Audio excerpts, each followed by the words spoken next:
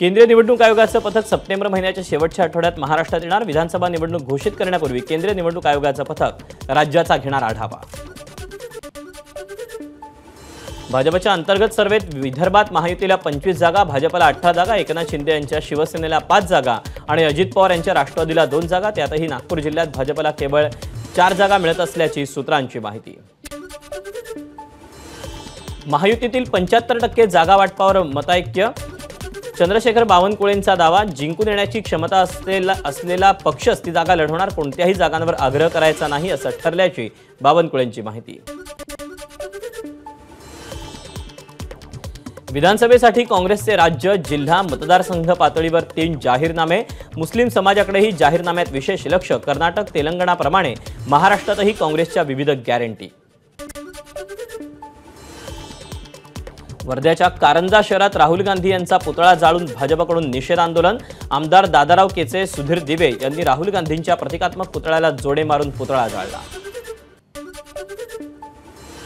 ठाणे शहरातील कोर्टनाका परिसरात डॉक्टर बाबासाहेब आंबेडकर यांच्या पुतळ्यासमोर भाजप पदाधिकाऱ्यांचं निषेध आंदोलन।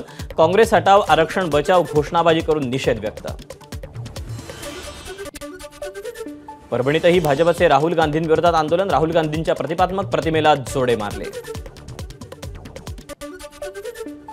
राहुल गांधींविरोधात संभाजीनगरच्या क्रांती चौकात अतुल सावेंच्या नेतृत्वात भाजपचं आंदोलन। आरक्षण संपुष्टात आणण्यासंदर्भातील राहुल गांधींच्या वक्तव्याचा भाजपकडून निषेध।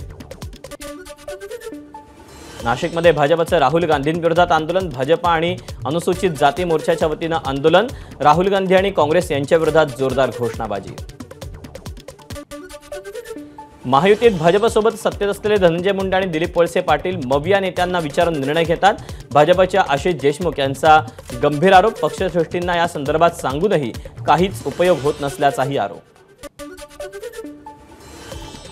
बदलापूर घटनेदरम्यान महिला पत्रकाराचा अपमान करत विनयभंग केल्याप्रकरणी वामन म्हात्रेंवर गुन्हा दाखल।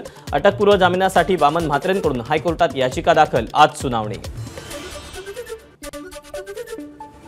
धारावीमध्ये 850 कुटुंबांना घरं मिळणार। 3000 झोपडीधारकांचं पुनर्वसन होणार। सेक्टर 6 भागात झालेल्या भूमिपूजनानं रेल्वे कर्मचाऱ्यांची निवासस्थानं आणि कार्यालय उभारण्याच्या कामाचाही शुभारंभ। कोस्टल रोड वांद्रे सीलिंगचं मुख्यमंत्र्यांच्या हस्ते काल उद्घाटन। आजपासून पूल वाहतुकीसाठी खुला। मरीन ड्राईव्ह ते वांद्रे अंतर आता 12 मिनिटात पार करता येणार। डोंबिवलीत खंबाळपाडा कचोरेत जीव धोक्यात घालून बाप्पाचं विसर्जन। कल्याण, कर्जत, कसारा, मुंबईकडे जाणाऱ्या रेल्वेच्या 6 लाईन ओलांडून बाप्पाचं विसर्जन। अनंत चतुर्दशीला भाविकांची गैरसोय टाळण्यासाठी पश्चिम रेल्वेकडून विशेष गाड्या सोडण्याचा निर्णय। चर्चगेटवरून विरारसाठी 3:20 शेवटची लोकल सुटणार। डबेवालींनी चर्मकार समाजासाठी 12,000 घरांची निर्मिती केली जाणार। प्रकल्पासाठी 30 एकर जागा प्रियंका होम्स देणार। फडणवीसांच्या उपस्थितीत राज्य सरकार आणि मुंबईतील डबेवाल्यांच्या संघटनेमध्ये सामंजस्य करार।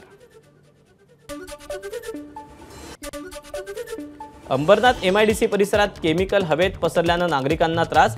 केमिकल मिश्रण झाल्यानं हवेत वायू पसरल्याचा अग्निशमन दलाच्या अधिकाऱ्यांचा अंदाज। सध्या परिस्थिती नियंत्रणात। प्रभादेवीमध्ये पाणी गळतीचं काम पूर्ण। उद्यापर्यंत रस्त्याचं काम करून मार्ग पूर्ववत केला जाणार। काल रस्ता खचल्याची घटना समोर आली होती।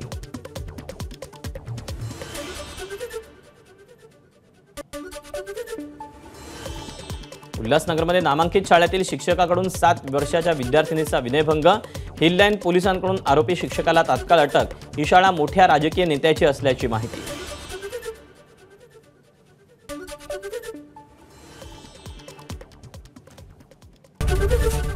ABP माझा, उघडा डोळे बघा नीट।